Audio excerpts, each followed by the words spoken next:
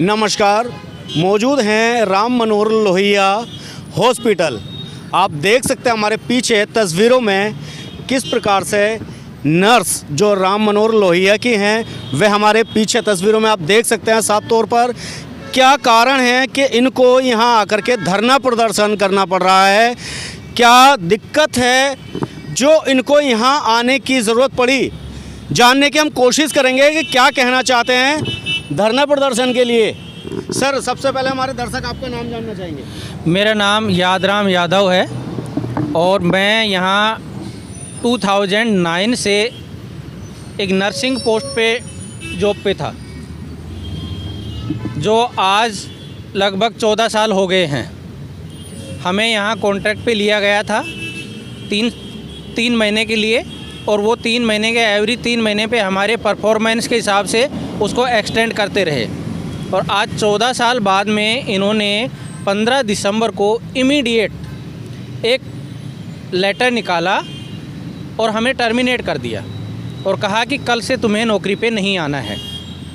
तो हम ये पूछना चाहते हैं कि ये 14 साल तक जो हमने सर्विस दी है उसमें क्या कमी थी जो आज हमें इस डिसीज़न के अकॉर्डिंग बाहर निकाल दिया। जब हमारा 14 साल तक एक्सटेंड होता जा रहा है, हमारी परफॉर्मेंस अच्छी है, तो आज ऐसा डिसीज़न क्यों? अब हम 14 साल की सर्विस के बाद कहाँ जाएंगे? जब हमारी नौकरी 14 साल तक यहाँ थी, उसके बाद में आपने हमें यहाँ बाहर निकाला है, तो उसका कोई रीज़न तो होना चाहिए ना। ऐसा कोई रीज़न नहीं है इनके पास, सिर्फ एक तानाशाही है, मनमानी चल रही है। सर, ये माना जाए जब तक कोविड चल रहा था तो आपकी सेवाएं जनता तक और सरकार तक पहुंचा रहे थे। जब कोविड ख़त्म हो गया तो आपको एक तरीके से चीज़ें हुआ करती है ना कि यूज एंड थ्रो। जब तक कि इन लोगों को हमारी आवश्यकता थी तब तक इन्होंने हमारा यूज किया, और आज डिस्पोजेबल की तरह उठा के इन्होंने फेंक दिया हमें।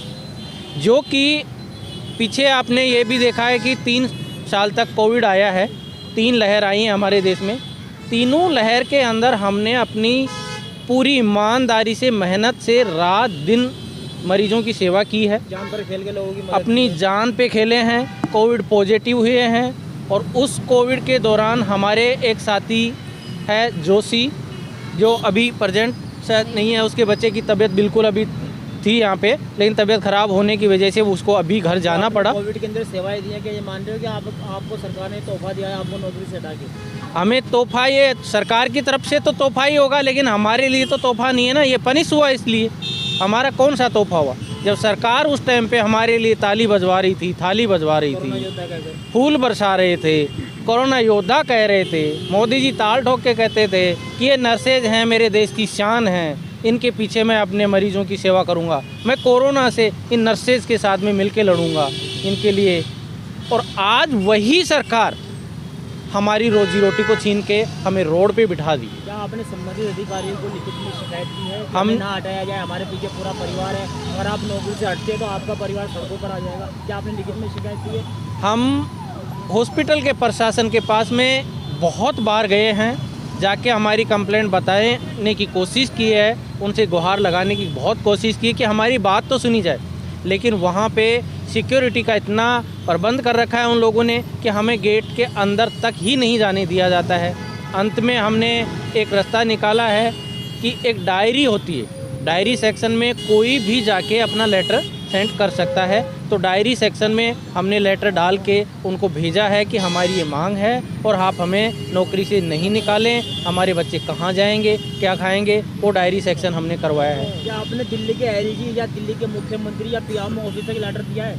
इसके साथ में हमने हमारे जो हेल्थ मिनिस्टर हैं सेंटर के, क्योंकि हमारा हॉस्पिटल सेंटर के अंडर में आता है, तो हम सेंटर के हेल्थ मिनिस्टर को मिलने के लिए उसके घर पे भी जा चुके हैं। मेरे पास में उनकी बाइट में दिखा सकता हूं मैं आपको। उसके अलावा हमें ये बताया कि ये तुम्हें इस तरीके से नहीं मिलेंगे, इनको मेल करो। हमने वहाँ कम से कम 8-10 मेल डाल रखी हैं अलग अलग जगह से, आज तक अभी तक कोई रिप्लाई नहीं आया है। उसके मिनिस्ट्री में हमने लेटर भेज रखा है कि हमारी सुनाई की जाए। जो बीजेपी कार्यालय है वहाँ पे भी हम 2 दिन पहले जाके हमारा प्रेजेंटेशन दे के आए हैं कि हमारे साथ ये अन्याय क्यों हो रही है। आपकी सांसद मीनाक्षी लेखी है, क्या आप मीनाक्षी लेखी से मिले? नई दिल्ली की सांसद मीनाक्षी लेखी जी महादेव रोड पर रहती हैं, आप मिले उनसे? सांसद मीनाक्षी लेखी जी जो हैं उनसे मिलने की हम बहुत कोशिश कर रहे थे, लेकिन अभी तक उनका बिजी शेड्यूल चल रहा था। आज का उनका 4 बजे का हमें अपॉइंटमेंट मिला है। हम लोग अब आज वहाँ जाते हैं, वो हमारी कितनी कितनी हेल्प करते हैं और हमें कहाँ तक सुनते हैं, वो आज उसके बाद ही हम कुछ बता पाएंगे। भी आपको कोई रास्ता नहीं निकलता है तो आगे की रणनीति क्या होगी? क्या आप दिल्ली हाई कोर्ट का दरवाजा खटखटाएंगे? देखिए, दिल्ली हाई कोर्ट में तो हम पहले से ही जा चुके हैं, उसकी हमें फरवरी की डेट मिली हुई है, लेकिन फरवरी की डेट मिली का मतलब 2 महीने हैं। 2 महीने तक हम बच्चों को क्या खिलाएंगे? क्या 2 महीने तक बाहर तो बैठ के नहीं रह सकते ना। इसलिए हम दिल्ली हाई कोर्ट में केस डाल चुके हैं और अगर ये चीज़ें हमारी आवाज़ नहीं सुनाई जाएगी तो हमने ये निर्णय किया है कि हम यहीं हॉस्पिटल के सामने फुटपाथ पे बैठेंगे, जैसे भी तैसे भी भूखे रहेंगे, प्यासे रहेंगे, यहीं बैठेंगे। जो भी होगा हमारे साथ में यहीं होगा। जो हमने यहाँ सेवा दी है तो हमारे साथ इसी सेवा का ये अन्याय किया जा रहा है, ये फल दिया जा रहा है, तो उसका फल हम यहाँ हॉस्पिटल के सामने ही बैठ के भुगतेंगे। नाम बता दीजिए, किस पोस्ट पर थे वो बता दीजिए। मेरा नाम यादराम यादव है, हम नर्सिंग ऑफिसर हैं, नर्सेज हैं। ये सारे जितने भी लोग खड़े हुए हैं ये सारे नर्सेज हैं। और कोविड में मोदी जी ने ये चीज़ें क्लियर कहा था कि जो भी 100 दिन कोविड में ड्यूटी करेगा मैं उनको रेगुलर करूँगा। हम तो 100 दिन की बात छोड़िए, पूरे के पूरे 3 वेव्स जो आए थे, तीनों वेव्स में काम किए हैं। हमारे साथी और हम 2-2, 3-3 महीने तक घर नहीं गए हैं, बच्चों से दूर रहे हैं। किस लिए? क्योंकि हमारे देश में जो बीमारी आई है उसके लिए हम लड़ने के लिए हमें नॉलेज है, हम सक्षम हैं, तो हम उन पेशेंट्स की सेवा करें और उनकी जान बचाएं, और उसका आज हमें ये दंड दिया जा रहा है। आपको क्या बताया, क्या वजह रही है जो आपको निकाला गया? प्रशासन के पास में कोई वजह नहीं है। हमारे काम की हमारी क्वालिफिकेशन सेम है, हमारा एक्सपीरियंस 14 साल का है, एक्सपीरियंस में कहीं कमी नहीं है। हम ऐसी ऐसी जगह पोस्टें काम करते। मैं खुद CTVS ICU, CTVS का मतलब होता है कार्डियक थोरेसिक सर्जरी वाला, जिसमें हार्ट की सर्जरियाँ होती हैं। वहाँ पे आप अगर कहीं पर्सनली किसी से जाके पूछ के इंटरव्यू भी लेना चाहते हैं या अपने पर्सनल स्तर पर पता कीजिए। जो हमारे साथ में डॉक्टर्स काम करते थे, आप डॉक्टर्स को पूछिए हमारी रिपोर्ट्स कैसी मिलेगी, आपको 1 नंबर की रिपोर्ट मिलेगी। डॉक्टर्स खुद ये बोलते हैं अपने मुंह से कि जिस दिन ये लोग साथ में होते हैं हमारी ड्यूटी पे, हमें टेंशन नहीं होती है। हॉस्पिटल के MS क्या कहते हैं? हमारे हॉस्पिटल का MS कहता है कि मुझे ऊपर से ऑर्डर मिला है और उस ऑर्डर के बिहाव पे मैं बाहर कर रही हूँ। लेकिन ऊपर वालों के पास जाते हैं, वो कहते हैं कि हमें कोई पता नहीं है, तुम्हारा प्रशासन जाने। क्या नाम है आपके MS का? MS का नाम है नंदिनी दुग्गल। और भी हम दिखाएंगे आपको तस्वीरों में किस प्रकार से जो कि लॉकडाउन में जो कि इन्होंने अपना समय कीमती दिया। महिलाएं हैं हमारे बीच में, उनसे भी जानने की कोशिश करेंगे, जिनका सम्मान हमारे देश के सभी बोलते हैं कि महिलाओं का सम्मान करना चाहिए, लेकिन वही महिलाएं आज हमारे बीच में अपनी मांग लेकर के खड़ी हैं। क्या हमारी सरकार इन महिलाओं की सुनती है, जानने की कोशिश करेंगे। क्या नाम है आपका? मेरा नाम है रेखा और मैं ICU स्टाफ RML में 14 साल से काम कर रही हूँ और 14 वर्ष मुझे एक ही डिपार्टमेंट में हो गए हैं, जो कि मेरे काम की कोई कंप्लेन नहीं है। पूछना चाहती हूँ, वो अच्छे दिन आ चुके हैं कि आएंगे? हमें बाहर निकाल के वो दिन आ चुके हैं कि या फिर और आएंगे? जो हमारे बच्चों का फ्यूचर उन्होंने ख़राब किया है, हमसे 3 महीने कोविड में काम करवाया है लगातार, और हम कहाँ जाएं? हमें सड़क पर लाकर खड़ा कर दिया। हमारे पेरेंट्स क्या खाएंगे? उनकी दवा कौन करेगा? और हमारे बच्चों का फ्यूचर अब आपके हाथ में, मोदी सरकार। और मैं ये चाहती हूँ कि मेरी तो प्रॉब्लम है ही, हमारे और स्टाफ हैं जिनके पास कोविड के चलते उनके हस्बैंड नहीं रहे हैं, उनके बच्चे कहाँ जाएंगे? उनके पास 2 फैमिली हैं। तो प्लीज़ मैं मोदी सरकार से ये चाहती हूँ कि वो इस चीज़ की तरफ ध्यान दे और हमारे टर्मिनेशन को वापस ले। मेरी यही रिक्वेस्ट है मोदी सरकार से। Thank you so much. धरना प्रदर्शन कब तक चलता रहेगा? जब तक हमें इंसाफ नहीं मिलेगा, जब तक RML हमें एक्सेप्ट नहीं करता कि आप बहुत ही अच्छा काम किया आपने 14 वर्षों में, अगर वो ये एक्सेप्ट नहीं करते और हमें अंदर नहीं लेते, हमारा टर्मिनेशन वापस नहीं लेते, हम RML के सामने ही बैठेंगे, रात दिन बैठेंगे, बच्चों के साथ बैठेंगे, पेरेंट्स के साथ बैठेंगे, क्योंकि हम इस कगार पे आ चुके हैं। हमारे बच्चे क्या खाएंगे, कैसे उनका एडमिशन होगा, कैसे हमारे पेरेंट्स आगे जाएंगे। वो अब 70 ईयर्स अबोव हो गए, मुझे लगता है उनको हम कहीं ना पीछे कर रहे हैं उनकी एज से। 70 ईयर्स में बच्चेंगे, हमारे बच्चे तो है जॉब से बाहर हो गए, अब हमारा क्या होगा। तो मुझे लगता है कहीं ना कहीं शौक हम ही उनको दे देंगे। तो मोदी सरकार से मेरी यही रिक्वेस्ट है, हमें इंसाफ चाहिए, हमें इंसाफ चाहिए। हम RML के सामने ही बैठेंगे, मिनिस्ट्री के सामने ही बैठेंगे। 2015 से यहाँ पर as a contract nursing officer हूँ।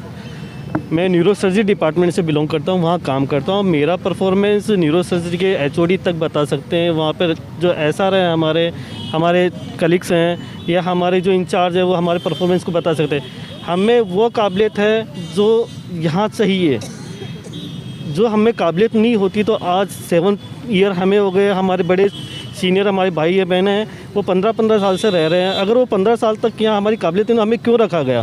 सर जब मैं आपको सर पता यही चला कि आपको नौकरी से निकाल रहे हैं तो आपको कैसा लगा? सर वो आप समझ सकते हो कि किसी इंसान के हाथ में नौकरी है तब तक उसका फ्यूचर है। अगर उसको नौकरी से निकाल दे तो उसके साथ उनकी फैमिलीज़ का फ्यूचर भी ख़राब है।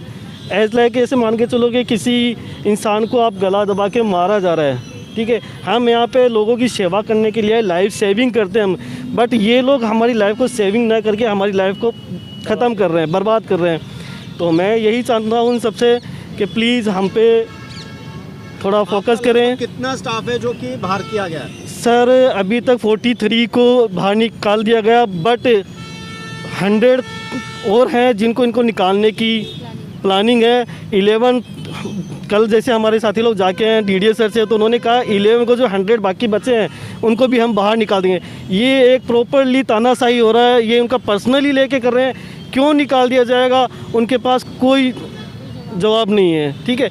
एक ही जवाब है कि हमारे यहाँ पर रेगुलर स्टाफ आ रहे हैं, तो रेगुलर स्टाफ आने के बाद में क्या हॉस्पिटल में कोई सर्विस के लिए जगह नहीं है हमारे लिए? अगर आप उनसे आप ही को रेगुलर कर दे।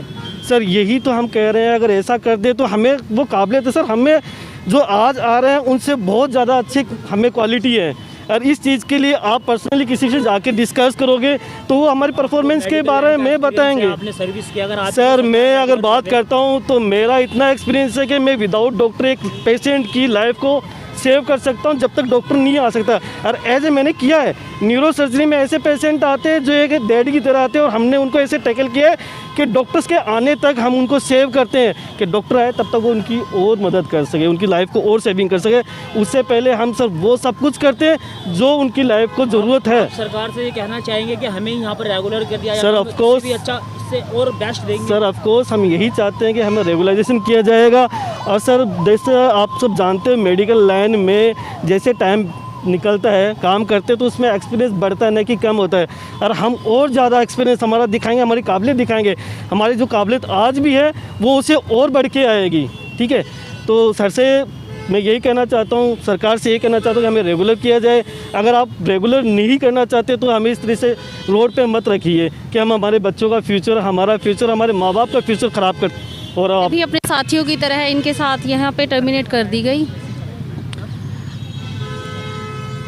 मैं भी अपने साथियों के साथ यहाँ पे खड़ी हूँ इसीलिए ताकि हम लोगों को इंसाफ मिल सके।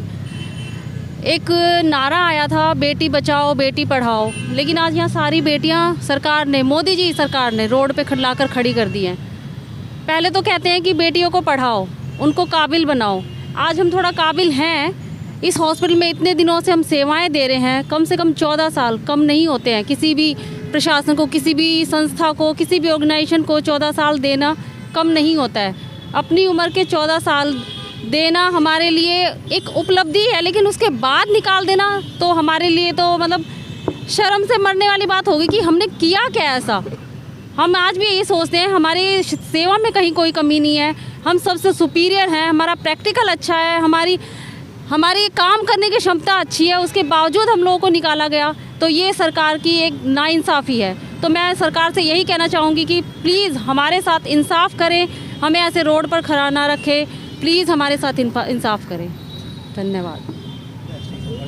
जैसा कि आपने अभी तस्वीरों में देखा किस प्रकार से जो महिलाएं थीं जिन्होंने लॉकडाउन में और कोविड के टाइम पे मेहनत की थी, अपने लगन से मेहनत की थी और दिन रात तकरीबन वह बने रहे थे हॉस्पिटलों में, और इनके लिए थाली और ताली तो बजी। कहीं ना कहीं सरकार को इनके लिए सोचना चाहिए, जबकि हमारे देश में दिल्ली राजधानी जो कि देश की राजधानी है, यहाँ पे ऐसा मामला है कि अब आप देख सकते हैं तस्वीरों में कि किस प्रकार से ये है सरकार से गुजारिश करते हुए नज़र आ रहे हैं। कहीं ना कहीं सरकार को इनकी सुननी चाहिए, जबकि इन्होंने इस टाइम ऐसे टाइम पे अपना कीमती समय दिया और लगभग 14 साल जो 13-14 साल इन्होंने अपने जीवन के दिए, अपना काम के लिए दिए और आज उनको हटा दिया। वैसे ही हमारे देश में बेरोज़गारी बढ़ती जा रही है और ऐसे ही लोगों को हटाते जा रहे हैं। सरकार को कहीं ना कहीं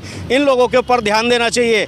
ऐसे ही हमारी तमाम खबरों में बने रहने के लिए धन्यवाद। मैं Vikas Massey A to Z 24/7 news channel से।